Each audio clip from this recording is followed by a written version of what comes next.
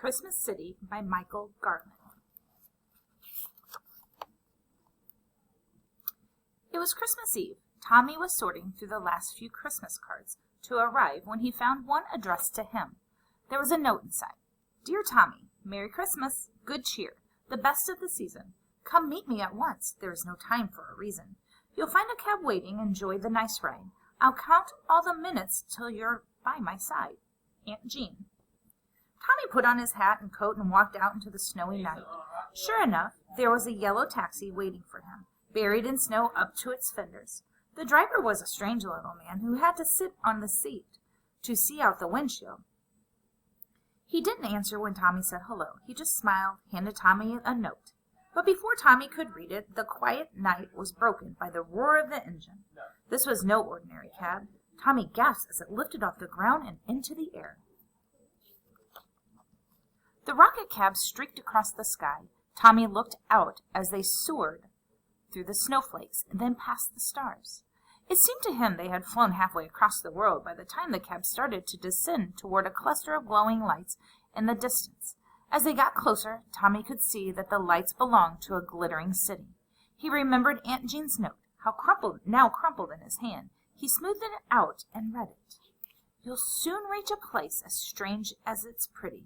It holds many secrets. It's called Christmas City.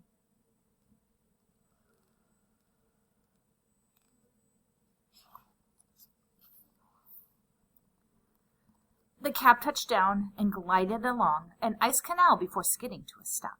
Tommy got out and walked toward the entrance to the city.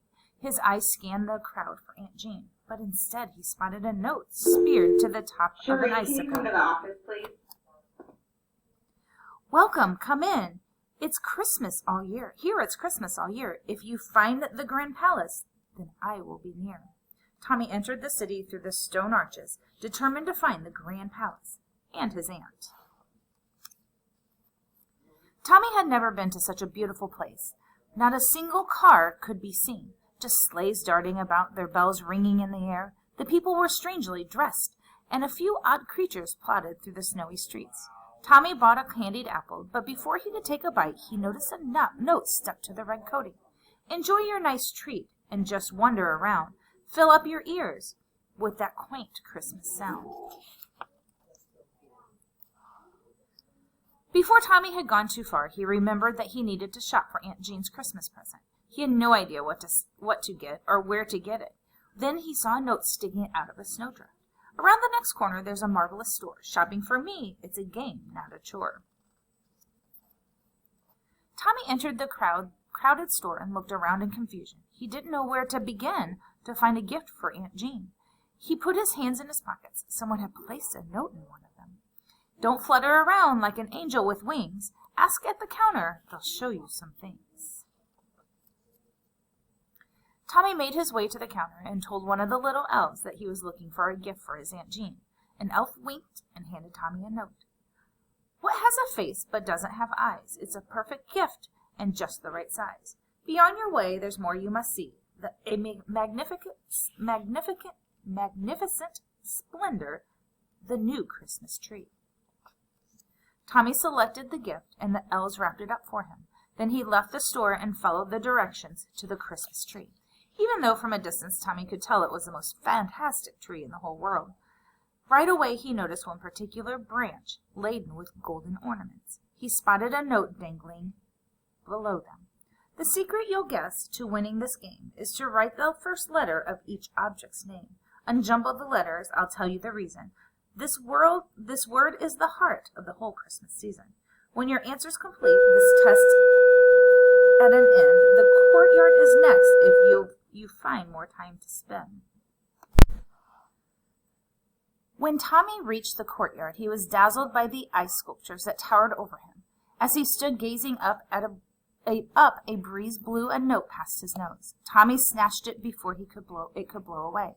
These statues are cold, but you have a warm heart. You'll find me soon, Tommy. You've made a great start. Look over your shoulder. The Grand Palace beckons. A hop, skip, and a jump get you there in 10 seconds.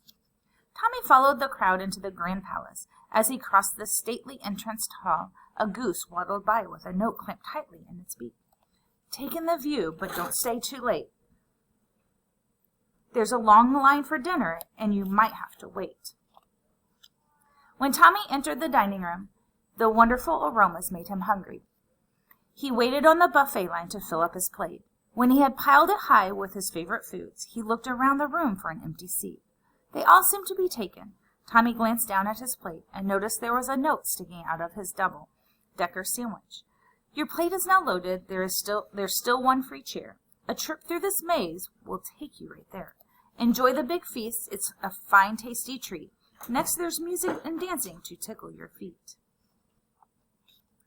The ballroom down the hall was filled with music and people in fancy clothes. Before Tommy could take 2 steps, he was dragged out onto the dance floor and whirled around and round by a lady in a long dress. When the music stopped, she thanked Tommy and put a note in his hand. "Have a good time. Just dance yourself silly. Keep moving around and you'll never get chilly. When you've had enough dancing and you'd like me to see, climb right up the stairs. That's the place where I'll be."